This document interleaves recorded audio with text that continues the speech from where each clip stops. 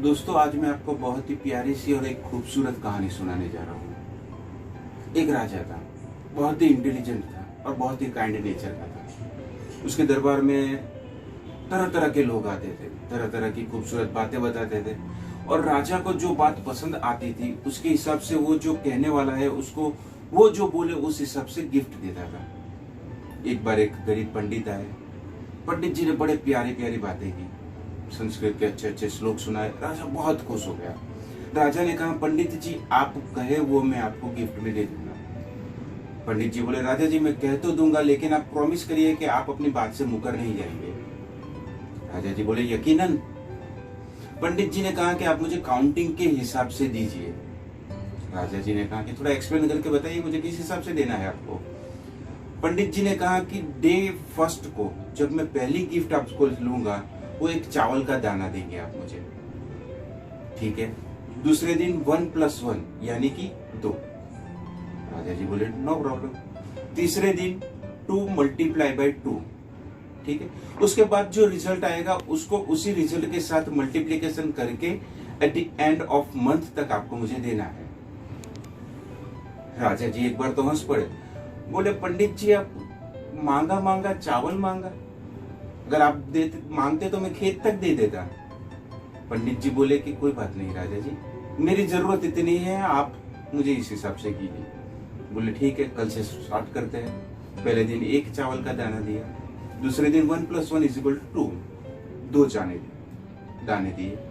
तीसरे दिन 2 × 2 4, 4 × 4 16, 16 × 16 256। गिनती जैसे जैसे बढ़ती गई, राजा के जो वजीर थे उनकी टेंशन बढ़ती गई। तकरीबन 5वें 7वें दिन वजीर आके राजा जी को बोलते हैं, राजा जी 10वें दिन में तो हम बर्बाद हो जाएंगे, आपने ये क्या प्रॉमिस दे दिया। राजा जी ने वो पंडित को बुलाया, पंडित जी ये क्या है। पंडित जी बोले, this is the magic of small saving, this is the magic of compounding interest. महान वैज्ञानिक अल्बर्ट आइंस्टाइन ने कहा था कि कंपाउंडिंग इंटरेस्ट जो है वो दुनिया का 8वां अजूबा है। जो इसे समझ गया उसकी नैया पार हो गई। दोस्तों, मैं आपको ये कहानी के जरिए बताना चाहता हूं कि आम आदमी बोलता है कि मेरे पास सेविंग करने के लिए पैसा नहीं है।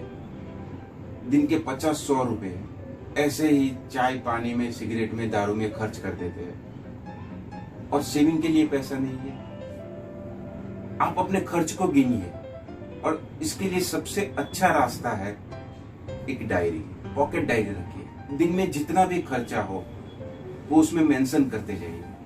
दिन का न जाने आप 100 रुपया तो कैसे ही खर्च कर डालते हैं।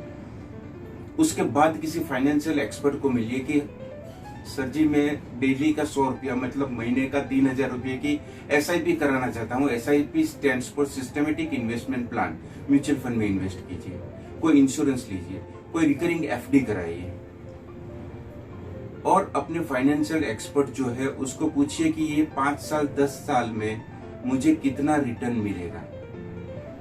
आप यकीन मानिए आप शॉक हो जाएंगे कि इतने साल मैंने ये फिजूल खर्ची कर दी जिसका धुआं बन गया।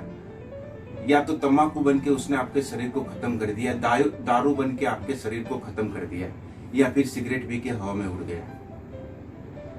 आपके बच्चों का फ्यूचर, आपके बच्चों की पढ़ाई लिखाई, शादी ब्याह, सब कुछ ये स्मॉल सेविंग आपको करके दे देगा। लोग पूछते हैं कि हमें सेविंग कब से करनी चाहिए। यकीन मानिए दोस्तों, सेविंग करने का थंब रूल ये है कि जिस दिन आप अर्निंग करना चालू कर देते हैं उसी दिन से आप सेविंग करना चालू कर दीजिए।